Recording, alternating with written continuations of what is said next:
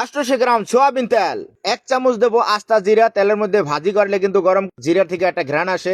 1 KG পরিমাণে পেঁয়াজ, 250 গ্রাম রসুন কুচা দিয়েছি, 100 গ্রাম কাঁচামরিচ তেলের মধ্যে ছেড়ে দিলাম, এটা ভাজি করবো এবং পরবর্তীতে 150 গ্রাম আমি কাঁচামরিচ দেবো। মোট 250 গ্রাম কাঁচামরিচ দেবো আর 2 চামচ দেবো হলুদের গুঁড়ো। আর হলুদের গুঁড়োটা কিন্তু এই তেলের মধ্যে ছাড়ছি, কিন্তু তেলটা যদি একটু হিট হয় তাহলে কিন্তু হলুদটা পুড়ে যাবে। 7 কেজি আলু দিয়েছি কুচা কুচা করে। তারপরে সুন্দরভাবে এই মশলা গুলারে মিক্স করতে হবে। তারপরে পরিমাণ মতো এখানে লবণ দিয়ে দেব।